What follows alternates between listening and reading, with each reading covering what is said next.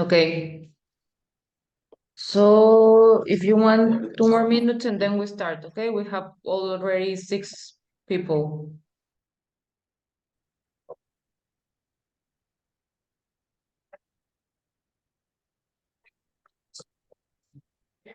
Can you hear us, Paul? Okay, give me 1 second. We're having some technical issues real quick. 1 second, I gotta get on this network. There's something wrong with the network. Okay.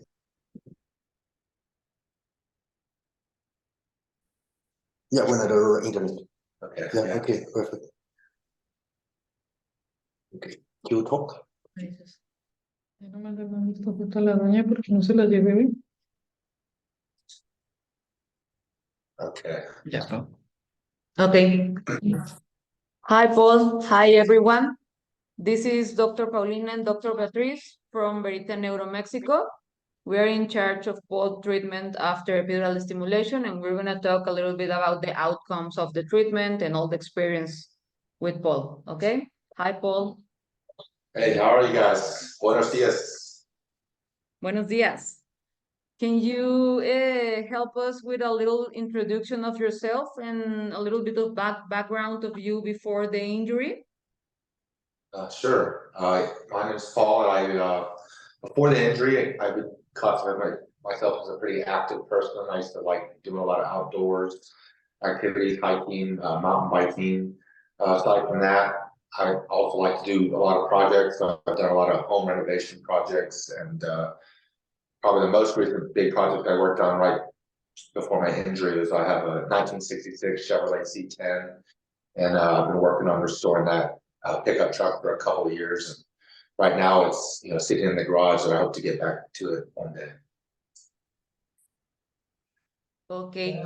Can you tell the people a little bit about your accident? How was it? When was it? What was the initial diagnosis and everything? Sure. So I first got injured May 15th of 2021. I was on a motorcycle, and I don't remember most of the incident because I lost a lot of my memory, but I did get ran into by another vehicle while I was on my motorcycle. I woke up about 3 days later. It was really kind of the first time I remember coming to. And when I awoke, they told me that I was going to be, paraplegic, and I wouldn't be able to walk the rest of my life. At the same time, I received some severe injuries to my arms as well, some orthopedic injuries.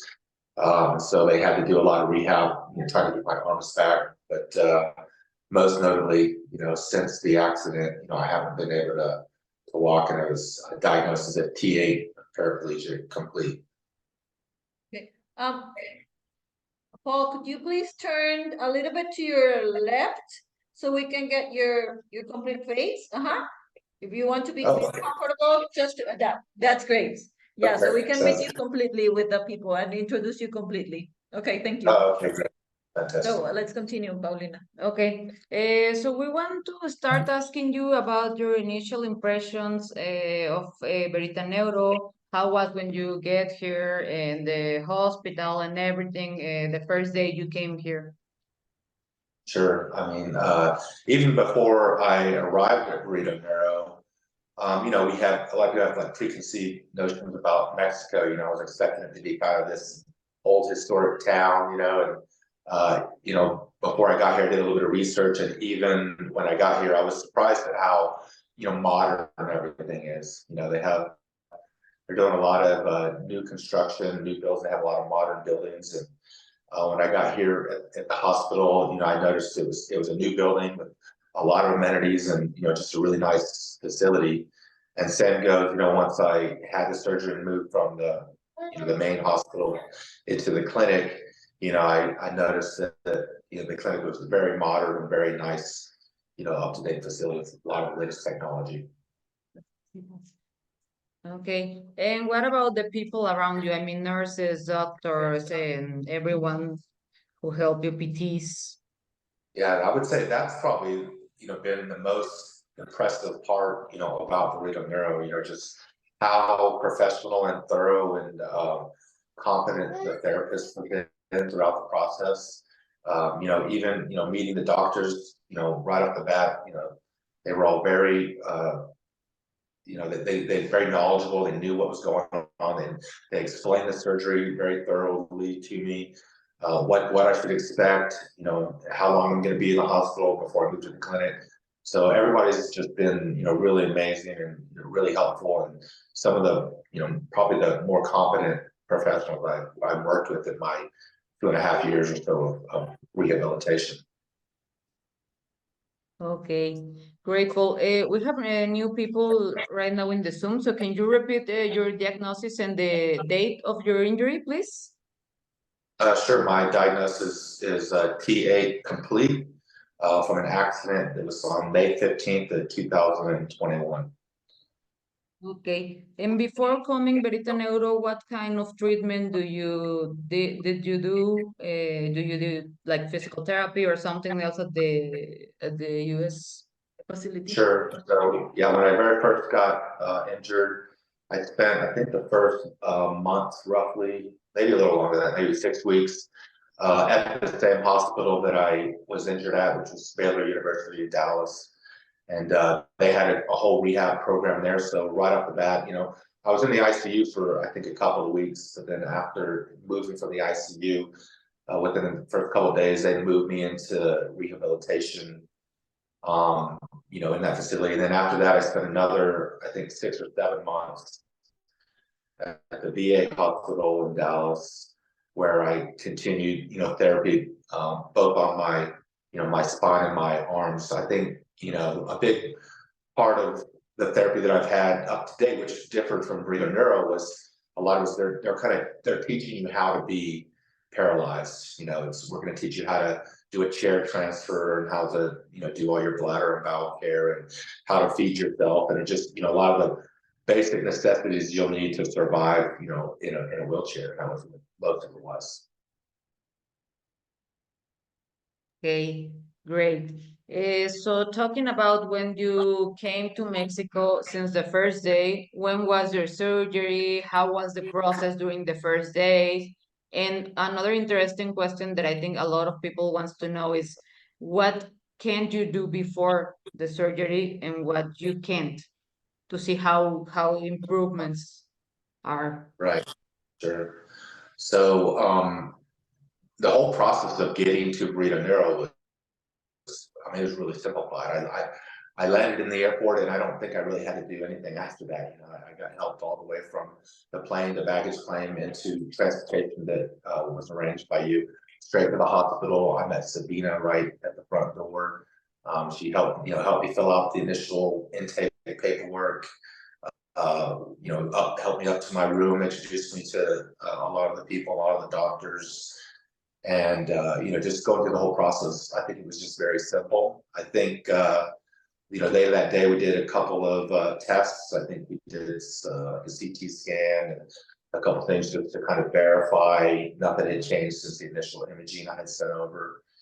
And then after that, we just spent the night in bed, and then early day the next morning, we went right into surgery. And it was very simple, very short too. I think it was only maybe a couple hours from the time I went to sleep to the time I woke up. And I think I spent the first maybe a couple of days on bed rest. And then after that, we immediately started treatment and got after it. I think there was a second part of that question. Did you repeat what it was?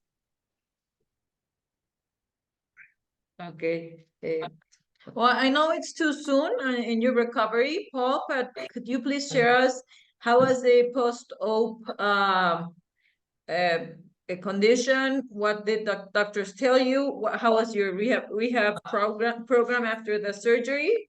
And how has this contributed to your SCI so far? So for me, I think everybody's different. I've had, I'd say the first 3 weeks, I didn't see any real noticeable difference. But since then, I think I really have started to see some real progress. I'm not going to say I'm up walking around yet, but I would say that, I'm starting to have, I've noticed a little bit better bladder control.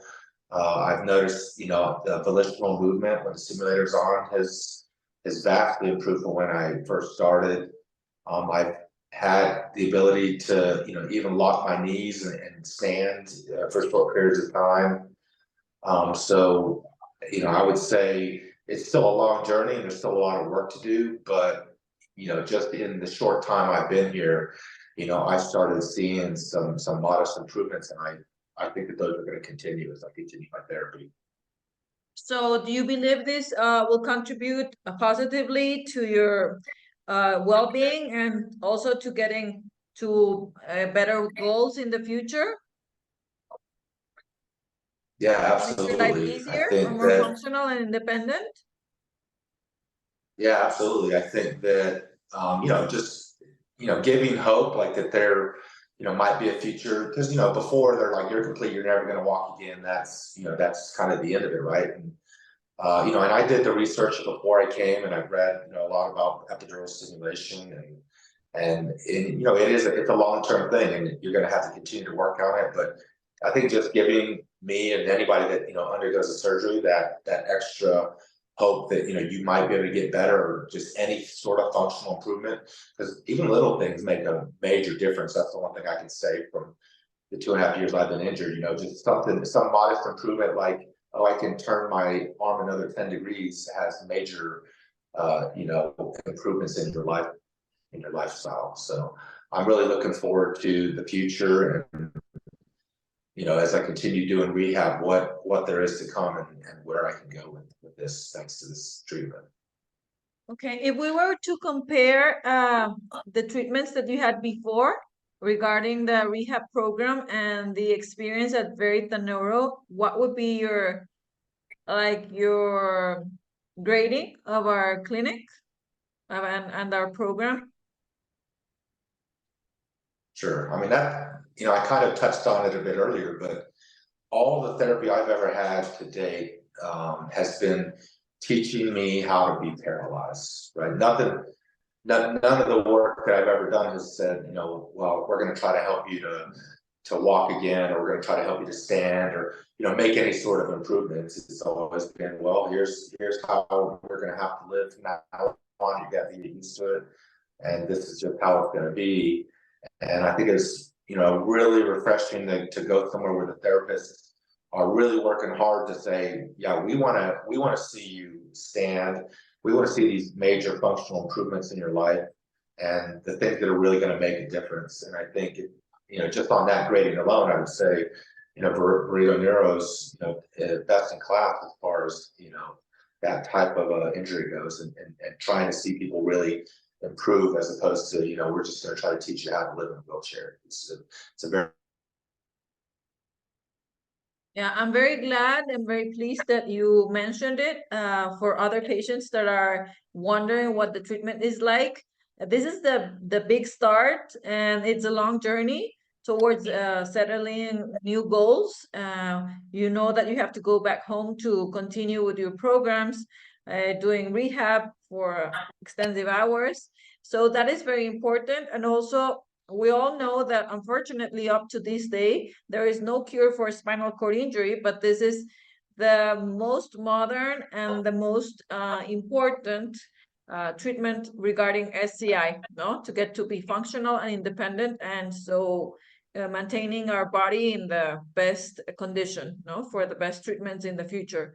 So do you have any idea of your goals for the future? What do you see, or how do you see yourself doing, or what are your goals regarding ES? What are you doing out of all of this, that after 35 days that you're going to be here? Right. I think that for me, it's the same goals as when I decided to do the surgery. I think, I thought a lot about, whether or not I should even do the procedure.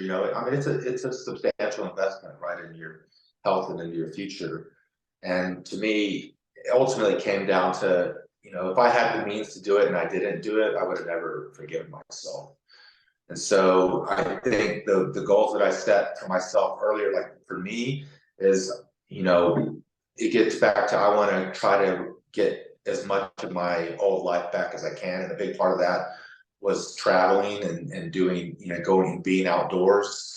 And that's, it's possible in a wheelchair, but it certainly has its challenges. And so if I could get to a point where I could just, improve, get some continued improvement in bladder control.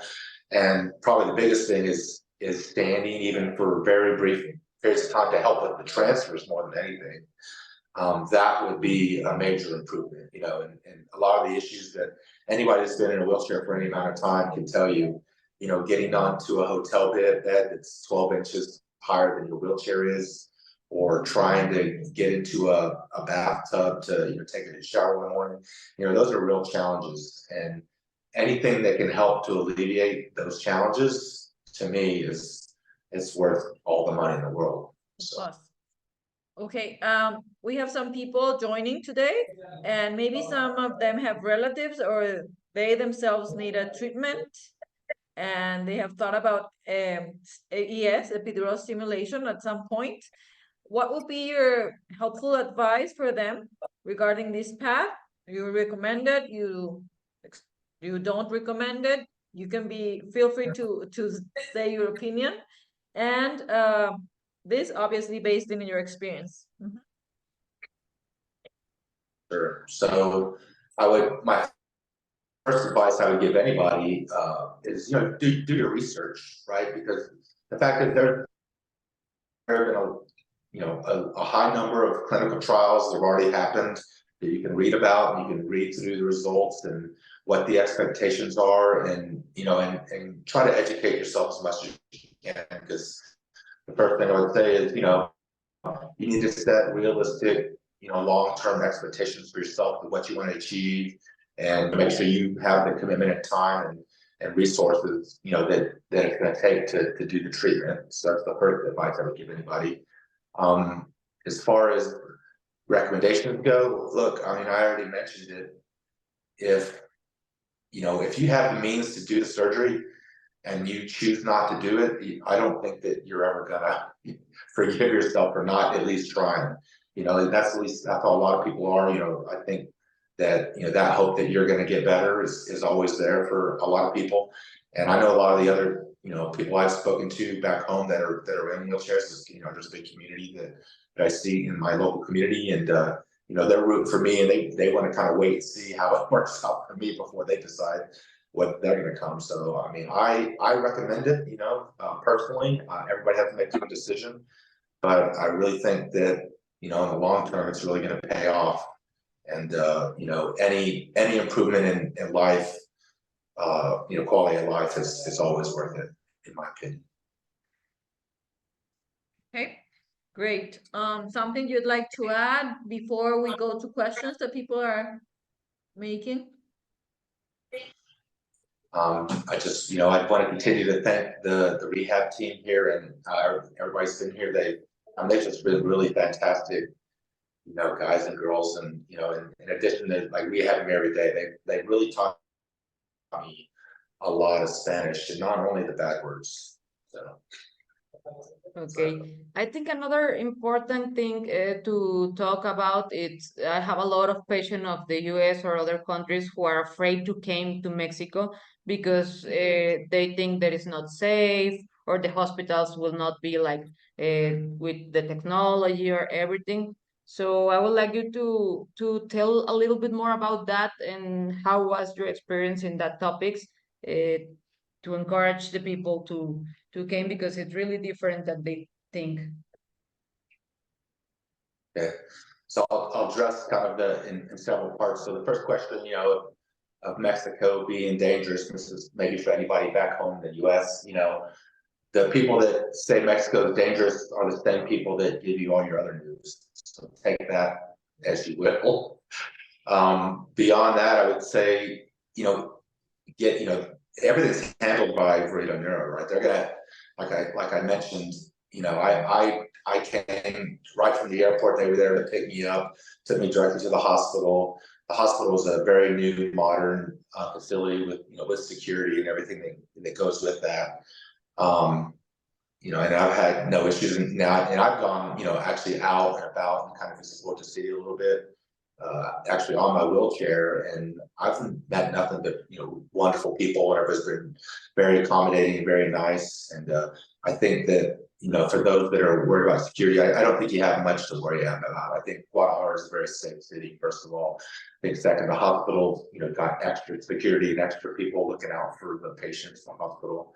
And then beyond that, I haven't had anything but positive experiences the whole time I've been here. Okay, great, Paul. So I think now we're going with the questions.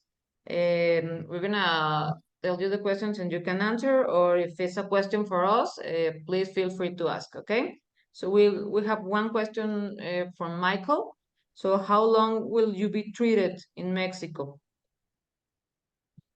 So the total treatment that I went with is was 5 weeks. That includes the surgery. So as I mentioned, I think it was only day 3 that I was immediately started therapy, and I leave on this coming Sunday. So it was 5 weeks all in. I think that might vary by your condition of person, but that's how long it was for me. Okay. So for answering your question, we have 2 different kind of treatments, but in the case of Paul, we need 35 days, including the surgery, to do all the mapping progress and to finish the programs. So the answer will be, in his case, 35 days, but we also have programs of 50 days, and it has to do with the kind of injury you have. If you're a cervical patient, maybe you need more days, but basically that's the answer. If depending on the epidural stimulation used, if it's cervical, lumbar, or both in the same patient. Exactly. Okay. So we're gonna wait for, okay, we have another question. Okay. Why is the cutoff for spinal stimulator T10? Well, this is a question for us.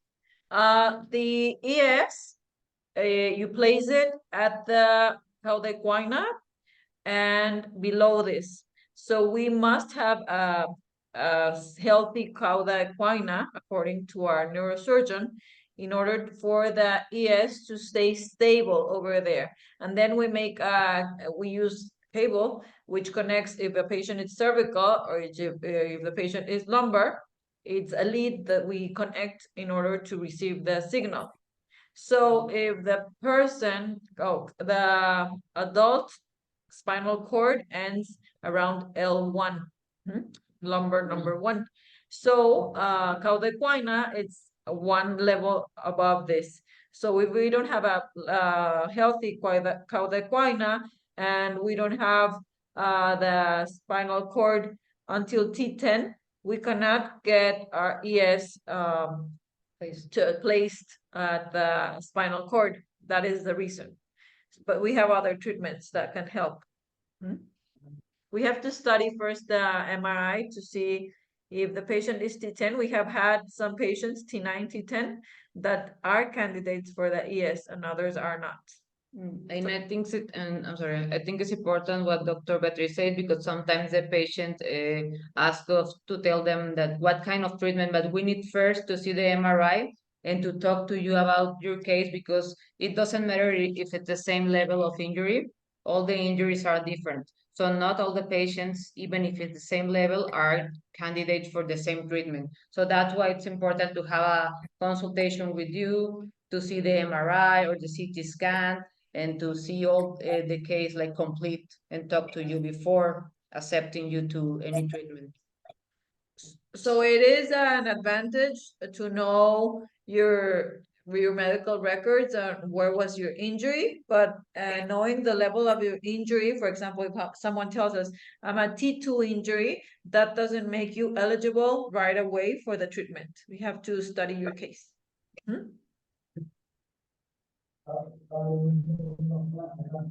Okay, so we have another question, and it's about the price. And Paul, how will you continue your therapy at home? So I've already contacted my doctor. I'm a veteran, so I'm able to work through the VA healthcare system.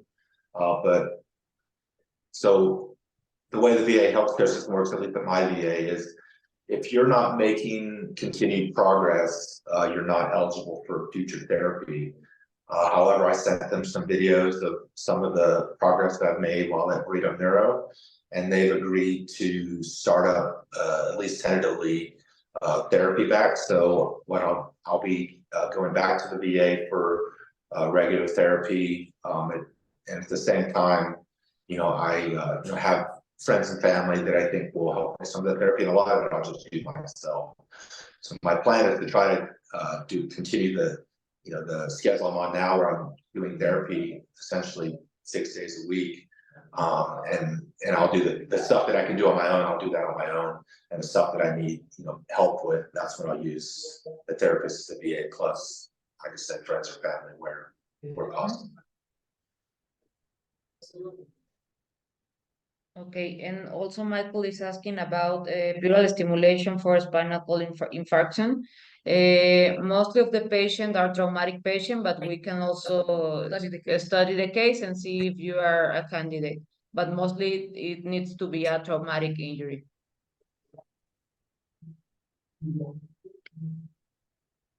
Okay, so if you want to ask anything, please let us know. We're almost finishing the webinar.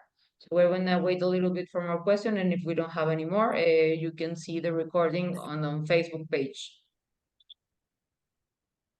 And about the prices, it's really not the same for every patient, and what we need to do is to do the consultation, and then we can talk to you about the price. But mostly you need to reach our sales team for that.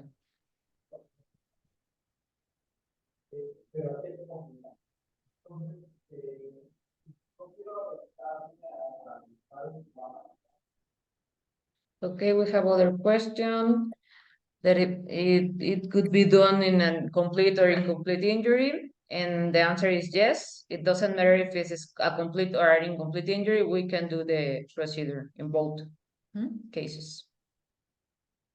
And as we said before, we must study the case, each case individually, to see the clinical characteristics on each one. But it doesn't matter. Being a complete injury doesn't leave you without the treatment, or being an incomplete injury, neither.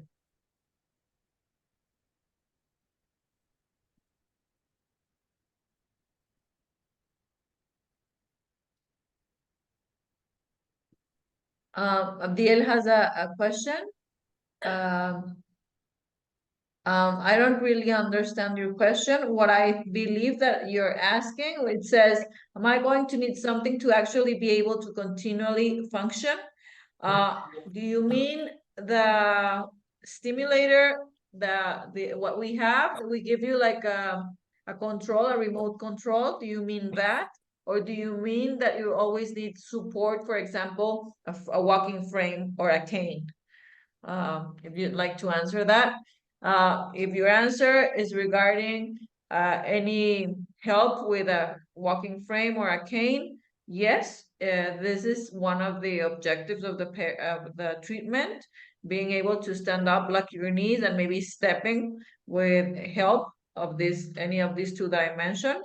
And if do you mean if we use the remote control, yes, we use it. We have had 2 patients that with the remote control off or the stimulator off had been able to move some of their muscles voluntarily. But as you know, we have to be very realistic that not all patients will accomplish this, and that that's not one of our goals in the treatment. Our goal is to amplify this electric signal and be able to make voluntary movements. Okay, we have another question from Alex. Have you followed a patient recovery at least 1 year post-surgery? And of course, we do with all the patients. And we have a lot of patients who come back to Mexico or to Thailand to continue the rehab, maybe just for like a treatment of rehab, or maybe some remapping after the surgery, but it depends also in every patient is different, but we are doing following in all our patients to see. Also, Alex, is very important. Well, we have patients that have had the ES for 9.5 years now, 9 months, 9 years and 6 months. And it really depends and it relies at this point, when they leave the clinic, it relies 100% in the patient to continue with the extensive rehab program at home, standing up, stepping, or getting advantage of the programs that we already placed in the stimulator. So the results or the final outcomes depend a lot in the patient.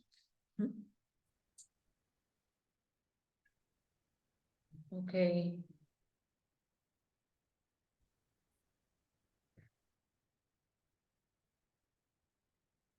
I think that's it for now for the questions, or I don't know if someone else has another If question. someone have another question, please let us know. If not, you can reach us at Epidural Stimulation now, or in Facebook or Instagram, Paul Marine Epidural Stimulation, and we can answer all your questions at the end. Okay, like I told you before, we need to see the case, and after seeing the case, we're gonna talk to you about what treatment is better for you and about the prices.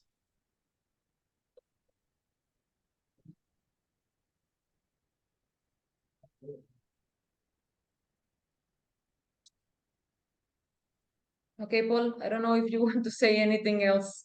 I'm just waiting for more questions, but if not, it's okay. No, I don't have anything left to say. Thanks for y'all's time and adios. Adios. Have a nice evening. Okay, so I think we're gonna finish for now.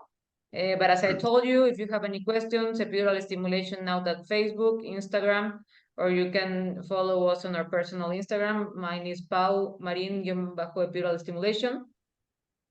Dr. Beatriz Perez at Instagram, and Verita Neuro at Facebook. Okay, so you can reach us, follow us, or asking anything you want to know. And also Paul, because he wants to be an influencer. Okay. Thank you very much, Paul. Thank you, doctor. Bye. Thank you. Everybody, bye-bye. Bye. Bye. Thank you.